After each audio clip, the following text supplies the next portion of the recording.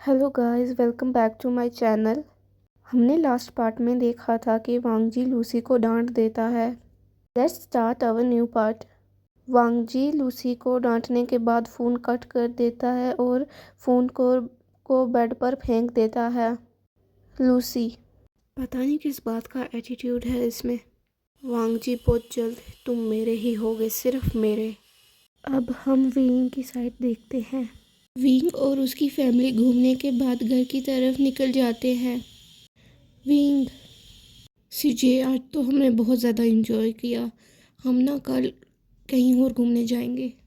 यानी, हाँ आशियन, क्यों नहीं। यानी अपने फ़ोन को बार बार चेक कर रही होती है। तभी विंग यानली को पूछता है कि सीजे, आप किसके मैसेज को वेट कर रही हो। यानली थोड़ा ब्लश हो जाती है और फ़ोन को साइड पर कर देती है और बोलती है कि हाँ, मैसेज नहीं, मैं तो नहीं किसी का इंतज़ार कर रही मैसेज का। कोई बात नहीं सीची, मुझे पता है आप अपने फियोंसे का मैसेज का इंतज़ार कर रही हो ना। जानली ब्लश करती है। पता नहीं आपको उस पीकॉक में क्या पसंद आया। जानली बोलती है कि अरे आशियन, ऐसे मत बोलो, वो तुम्हारे जीजू हैं। जीजू और मेरे नहीं। तभी चैंग विंग को हिट करता है उसके सर पर। चैंग गगा, आप मुझे क्या बार बार हिट करते रहते हो। चैंग हंसता है और बोलता है कि मुझे मज़ा आता है तुम्हारे सर पर हिट करने में। विंग थोड़ा गुस्सा हो जाता है और कार में जाकर बैठ जाता है। विंग के मम्मा पापा और बाकी सब फैमिली मेम्बर्स पहले ही चले गए थे कार से। यांगचिन जल्दी से जाकर ड्राइवर वाली सीट पर बैठ जाता है और विंग से कहता है कि अरे पिगी, अब गुस्सा मत करो। हाँ, आपने मुझे क्या कहा। चैंग बोलता है कि पिगी। चैंग गगा, आप मुझे ये नहीं बुला सकते। यानली बी कार पर एंटर होती है और बोलती है कि अरे तुम दोनों फिर से स्टार्ट हो गए। चैंग जल्दी करो, हमें लेट हो रहा है और कार स्टार्ट करो तुम। फिर चैंग कार स्टार्ट कर कर घर की तरफ चला जाता है और विंग अभी भी मुंह फुला के बैठा हुआ था। तभी उसकी फ़ोन पर एक मैसेज पॉपअप होता है। वो वांगजी का मैसेज था। तुम कहाँ पर हो। ये मैसेज देखकर विंग थोड़ा सा शॉक हो जाता है और सोचता है कि हाँ, इसने क्यों मुझे अचानक से मैसेज कर दिया और ये क्या पूछ रहा है मैं कहाँ पर हूँ। इसे पता है ना मैं घूमने आया हूँ। फिर विंग टाइपिंग करता है कि मैं बाहर हूँ चैंग गगा के साथ। ये मैसेज जब वांगजी को रिसीव होता है तो वांगजी चैंग गगा देखकर गुस्सा हो जाता है और बोलता है कि चैंग गगा हो गया अब इसका, और टाइप करता है ओके। विंग को ये ड्राई रिप्लाई देखकर थोड़ा गुस्सा आता है और वो सोचता है कि बस ओके, इसने ये भी नहीं पूछा कि मैं कैसा हूँ, मैं स्कूल क्यों नहीं गया। Like seriously. फिर थम्स अप इमोजी रिएक्ट करके वो मैसेज को छोड़ देता है और मोबाइल को नीचे रख देता है और विंडो की तरफ देखने लग जाता है। जब वांगजी उसका रिएक्ट वाली इमोजी देखता है तो उसे और ज़्यादा गुस्सा आता है और वो सोचता है कि पहले तो ये इतने मैसेज करके मुझे परेशान करता था, पर आज देखो एटीट्यूड आ गया मुझे लगता है इसे। फिर वो अपने फ़ोन को फेंक देता है और स्टडी करने लग जाता है। वो स्टडी करने की बहुत कोशिश करता है पर उसे बार बार विंग और चैंग याद आ रहे थे एक रूम में। वांगजी अपने बाल पकड़ लेता है और बोलता है कि मैं भूल क्यों नहीं पा रहा इन दोनों को। मुझे विंग पर बहुत ज़्यादा गुस्सा आ रहा है। वो आखिर मुझे इग्नोर कैसे कर सकता है, उसकी इतनी हिम्मत। तुम बस कल मिलो मुझे, मैं तुम्हें तब बताऊंगा कि इग्नोर करना क्या होता है। तभी वांगजी के रूम पर नॉक होता है। वांगजी जाकर रूम का डोर ओपन करता है और उसके ब्रदर की तरफ देखने लग जाता है। गगा, आप यहाँ। हाँ वांगजी, नीचे तुम्हारी कोई फ्रेंड आई है। मेरी फ्रेंड। हाँ, नीचे कोई लड़की बोल रही है कि तुम उसकी फ्रेंड हो, स्कूल फ्रेंड। लैन सिचैन ये बोलकर चले जाते हैं। वांगजी सोचता है मेरी ऐसी कौन सी फ्रेंड है जो मेरे घर पर आई है। फिर वो नीचे जाकर देखता है कौन है। वो लिविंग रूम पर जाकर देखता है, वहाँ पर लूसी और मैडम लैन बैठकर बातें कर रहे होते हैं। ये देखकर वांगजी मुट्ठी ज़ोर से दबाता है और उसे थोड़ा गुस्सा आ गया था लूसी को और उसके घर पर देखकर। जब लूसी देखती है वांगजी आ गया है, वो खड़ी हो जाती है और वांगजी का नाम लेती है। अरे वांगजी। वांगजी थोड़ा गुस्से वाली आवाज़ में बोलता है तुम यहाँ पर क्या कर रही हो। मैडम लैन वांगजी की ये गुस्से वाली आवाज़ सुनकर उसे घूर कर देखती हैं और बोलती हैं, वांगजी ये कैसी टोन में तुम बात कर रहे हो उस लड़की से। थोड़ा नाटक करते हुए बोलती है, कोई बात नहीं आंटी, ये तो मुझसे ऐसे ही बात करता है। वांगजी लूसी का ये ड्रामा देखकर और गुस्सा आता है उसे, और वो लूसी को बोलता है, मैंने तुम्हें कहा था ना कि मैं असाइनमेंट तुम्हारी कर दूंगा, तुम्हें घर पर आने की कोई ज़रूरत नहीं थी। वांगजी की मॉम मैडम लैन थोड़ा गुस्से में बोलती हैं, अरे वांगजी तुम्हें हुआ क्या है, देखो कितनी प्यारी बच्ची है और तुम इसे डांट रहे हो, ऐसे थोड़ी अपने फ्रेंड से बिहेव करते हैं। चलो तुम दोनों रूम में जाके देख लो क्या करना तुम्हें, मैं तुम्हारे लिए स्नैक्स भेजती हूँ। वांगजी बोलता है, नहीं मॉम, रूम में नहीं, हम यहीं पे बैठ जाएंगे लिविंग रूम में। लूसी को थोड़ा ये सुनकर गुस्सा आता है और वो मन में सोचती है, कोई बात नहीं वांगजी, शादी के बाद तो मैं तुम्हारे रूम में ही रहूँगी ना, चलो मैं लिविंग रूम में ही एडजस्ट कर दूँगी अभी।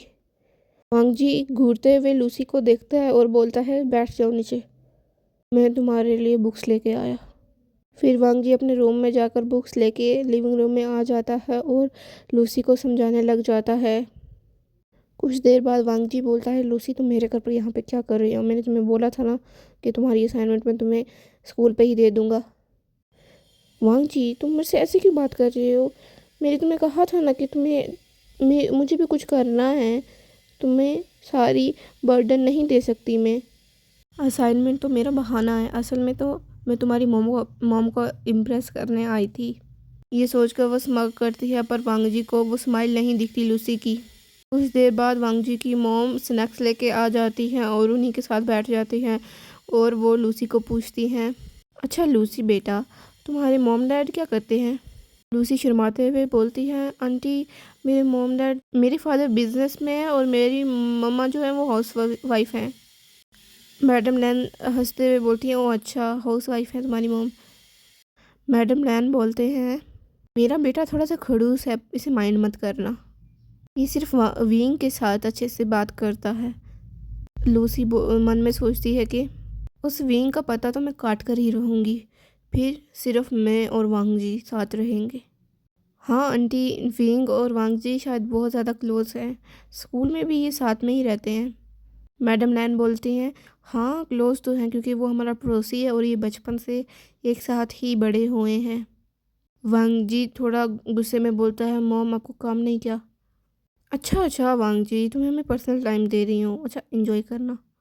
ये सुनकर वांगजी को थोड़ा और गुस्सा आ जाता है और मैडम लैन चली जाती है लिविंग रूम से, और लूसी सोचती है, मुझे लगता है मैडम लैन को मैं पसंद आई।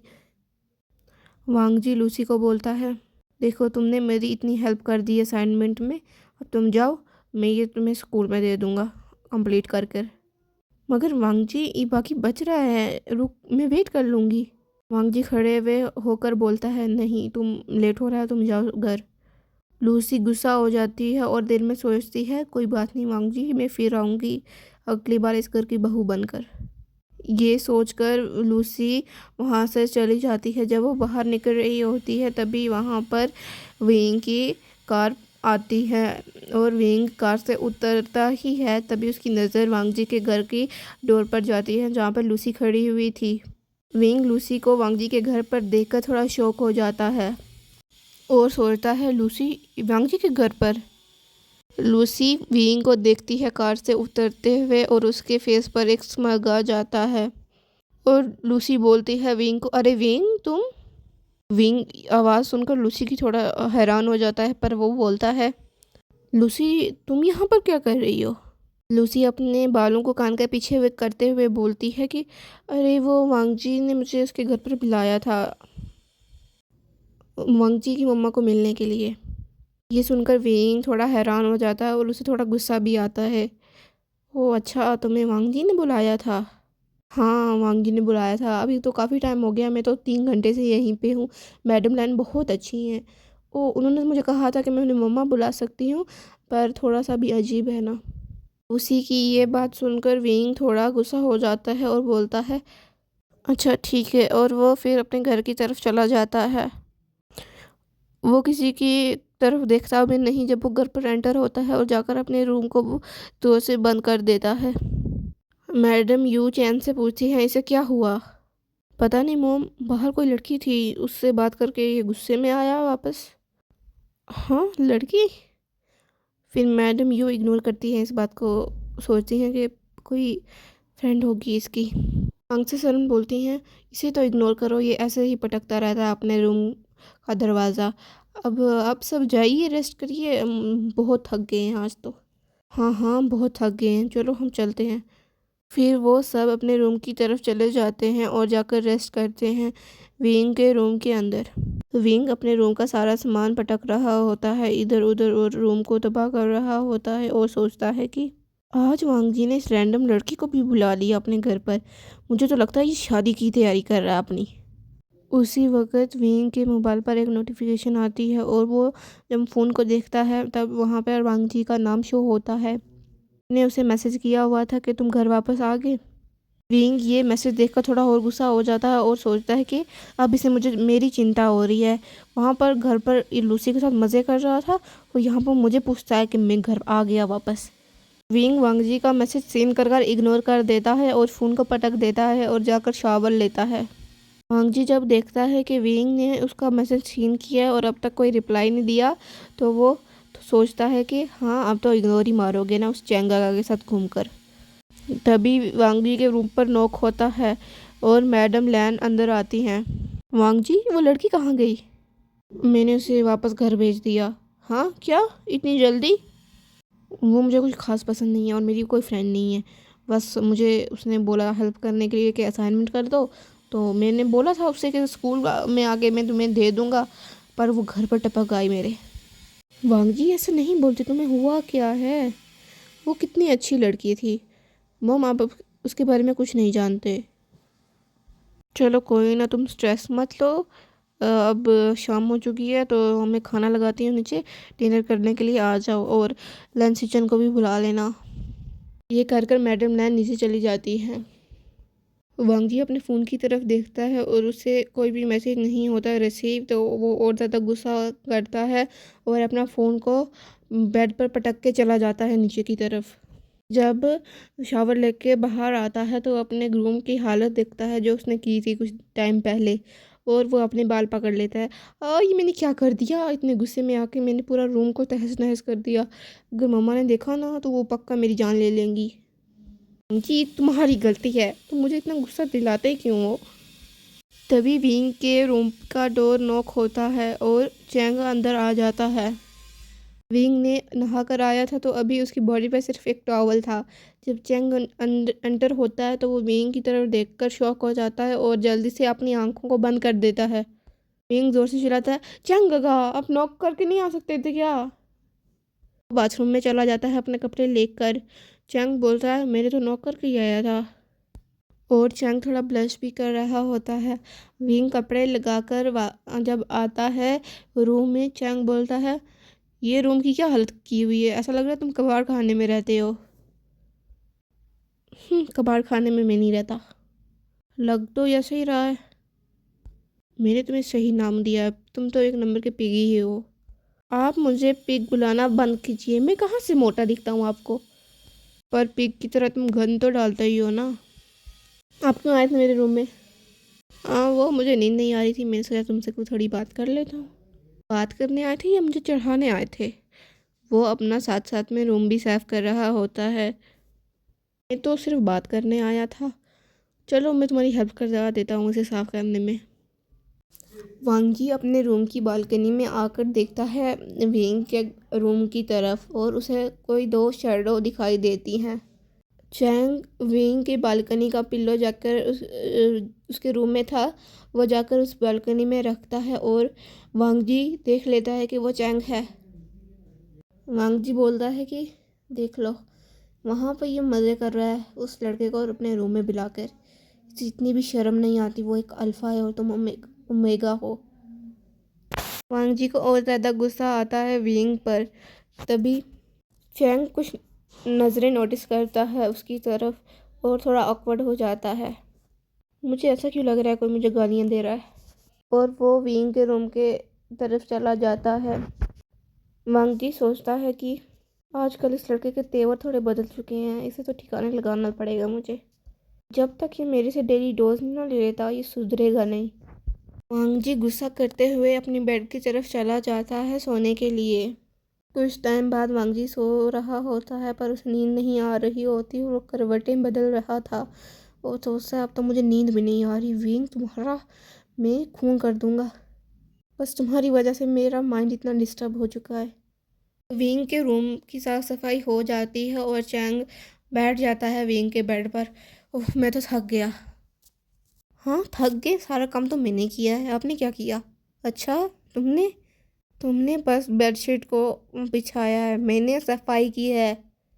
ये सुनकर विंग आइज रोल करता है और वो भी चैंग के साथ बैठ जाता है और बोलता है कि चैंग गगा अब मानली सी जी की तो शादी हो रही है, आप कब करोगे? चैंग दिल में सोचता है कि जब तुम हाँ बोल दोगे। फिर वो विंग से बोलता है कि मैं शादी नहीं करूँगा अभी। क्यों, आपका कोई पार्टनर नहीं है क्या? आप किसी को भी नहीं लाइक करते? चैंग ये सुनकर बोलता है कि लाइक तो करता हूँ पर जो वो मेरा ओमेगा है ना वो थोड़ा सा खड़ूस है, वो मेरी बात नहीं सुनेगा इतनी जल्दी। हाँ ऐसा कौन है? चैंग विंग के हेड पर हिट करते हुए बोलता है कि ज़्यादा सोचो मत, चलो रात हो चुकी है, मैं जा रहा हूँ। अरे चैंग गगा मुझे सस्पेंस में क्यों डाल के जा रहे हो, बता दो तो।